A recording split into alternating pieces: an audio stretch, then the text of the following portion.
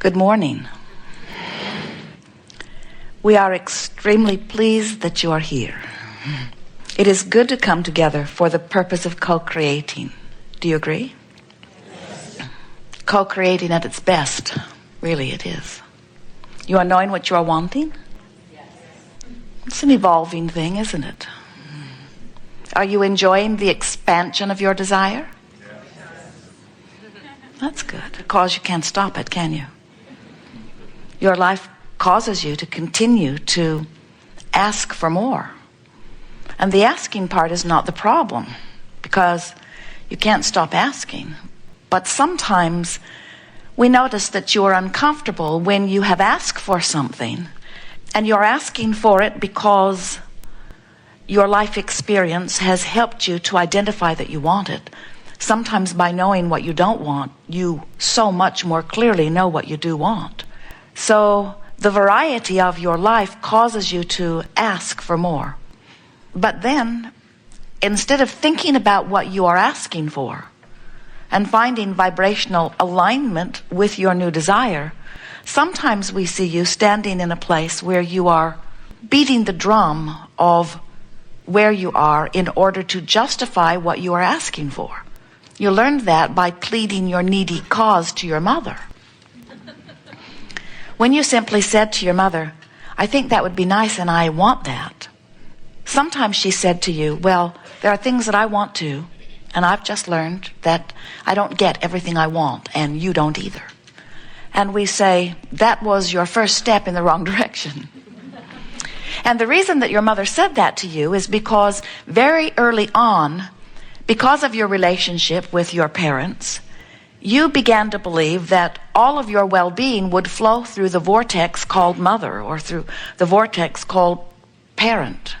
And so sometimes you ask for things that your parents were not in a place of easily or maybe ever providing for you. And so they began to explain to you that you don't get everything that you want. And that's just not true. And the reason that we are so emphatic about that is because we know how the universe is established, and we know that you are source energy creators. We know that you've come forth into this physical body, into this leading edge time-space reality for the express purpose of giving birth to new desires, which source eagerly provides. In fact, that idea is so central to your life experience that we've written a book. And the book is called Ask and It Is Given. And the reason that the book is called Ask and It Is Given is because when you ask, it is given. When you ask, not only is it given, but when you ask, the non-physical part of you literally becomes the vibrational essence of that which you are asking for. You are source energy in physical bodies, and you have come into this leading edge experience with the intention of letting the variety that surrounds you cause you to focus into something further. The expansion of the universe and the evolution of all that you know is about that.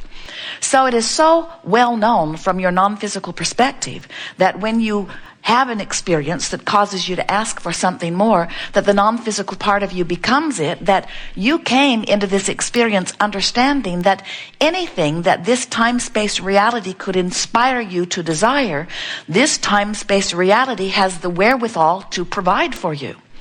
But somewhere between that knowledge that you held as you made the decision to come forth into this body and where most humans stand now, there is a gap in that understanding, because most of you have come to know or come to expect or come to believe that when you want something, that it is not necessarily going to manifest in your experience right now, this red hot minute. And we want to say to you, that's true because you live in this buffer of time. But when you ask, it is given every single time. And the expanse of time between the time that you're asking for it and the time that you're actually receiving it is all up to you. And it has to do with how quickly you align your vibrational frequencies to that of your desire. Everything that is in this reality is a translation of vibration, and the gap between the manifestation and where you stand is so much slighter than any of you are now understanding. It's just a thought away. But what's happening to so many of you that keeps you from letting it into your experience rapidly, so you believe that creation is long and slow in coming, is that life causes you to give birth to a myriad of new ideas, which the source energy part of you immediately becomes. But then instead of you going with that positive flow and talking about why you want it and how nice it will be when you get it, instead, most beat the drum of why they need it. I want more money because I don't have enough money. And it is so irritating to me that I don't have enough money, and I've never had enough money. In fact, most of those that I know don't have enough money. And it's wrong, you say, that the government takes so much of our money. And they spend it in unwise ways. They squander it and waste it, and it doesn't go where it needs to go. And I'm very tired of that, you say. And then you say, I want more money, but I do not think that there's any way that more money can come to me because I'm already working as many hours a day as I can. And anyway, shouldn't I have a personal life of some kind? And I don't think that I should have to put so much of my energy into earning money. I think money should come to me more easily. And look at that young person driving that beautiful car. His father probably bought that for him. He's probably dealing drugs.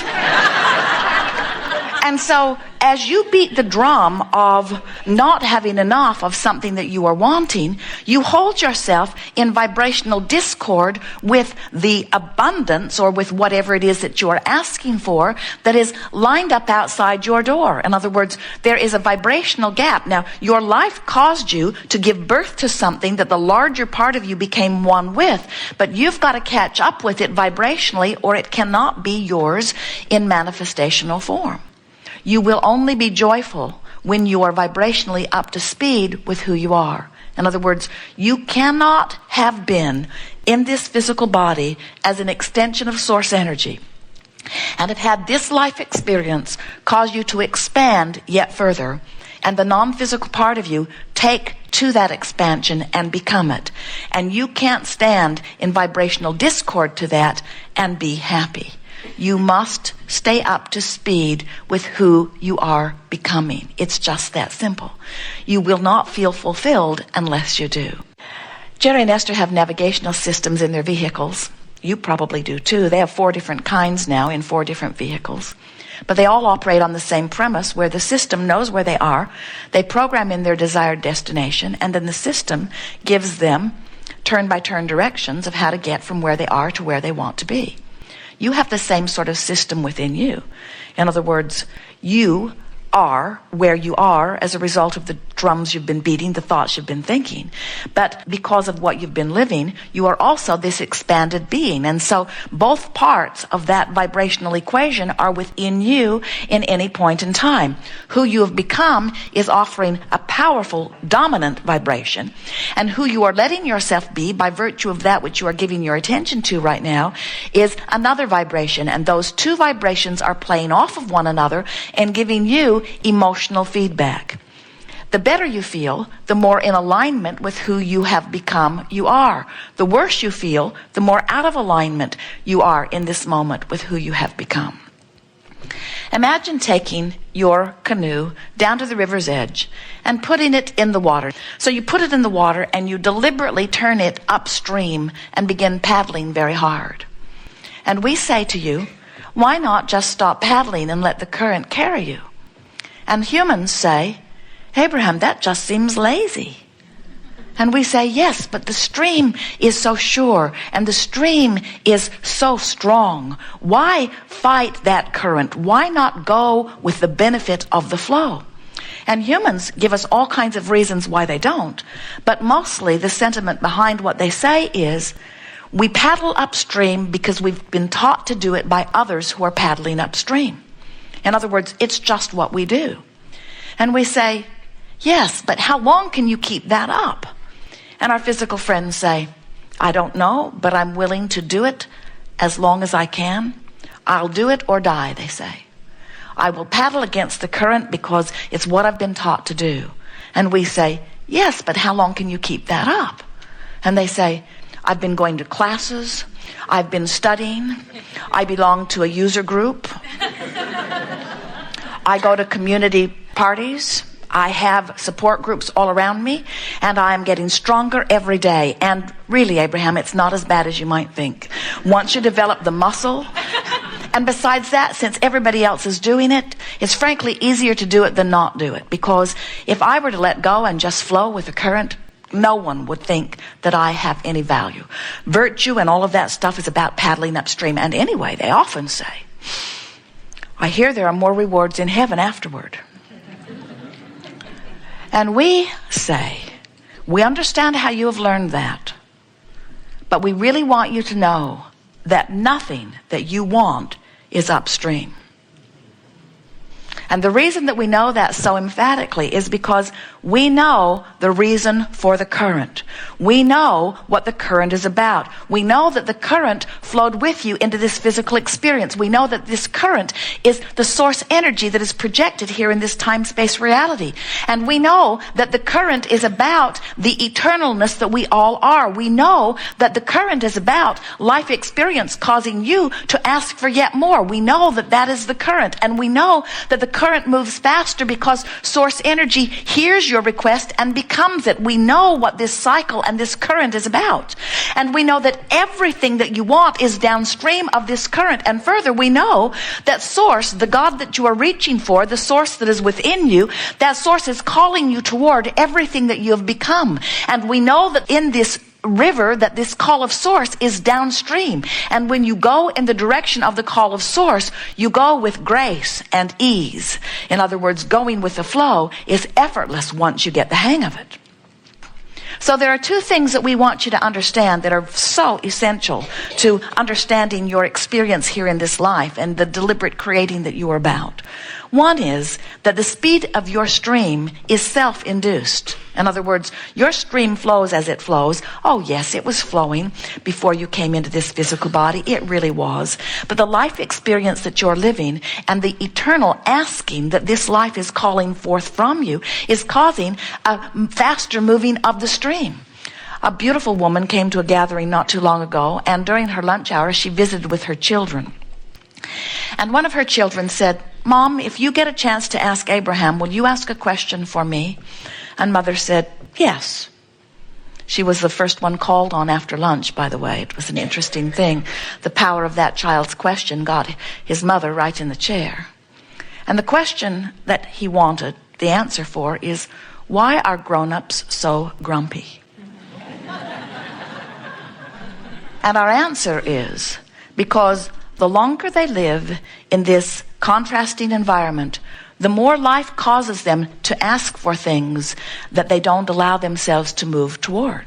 In other words, the longer you live, the more you ask. The more you ask, the faster your stream. The faster your stream, the more you get beat up by the stream if you don't flow with the stream. So when you are accustomed to paddling upstream in a faster and faster and faster moving stream, you get torn apart. In other words, there's a tug of war going on within you that is not pleasant at all.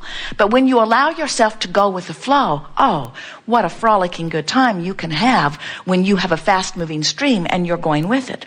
So the two factors that we want you to be aware of are the stream moves fast, and the longer you live and the more you ask, the faster it moves. And it's important that you know which way you are pointed within the stream. And the way you are pointed within the stream is everything about the way you feel.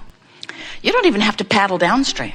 Many of you say, oh, I'm over here, what I want's over there. Shouldn't I turn my boat around, put a motor on it, and get over there? And we say, the motor's not necessary, the stream's going. But what you must do, if you're to feel any ease in your life and any speed toward what you are wanting, you got to stop paddling upstream. And so here's what we want you to really remember from this gathering. In the moment that you stop paddling upstream, the current will turn you and the current will carry you. And in that turning moment is your feeling of relief. That's where all of your power is. It's just in allowing the natural stream to turn you and carry you. There are so many things that you can do that will make you feel better. But the most important thing is that you be aware that when you do feel better, you've done all that you can do. You can't turn in the stream and all of a sudden be to where you want to be.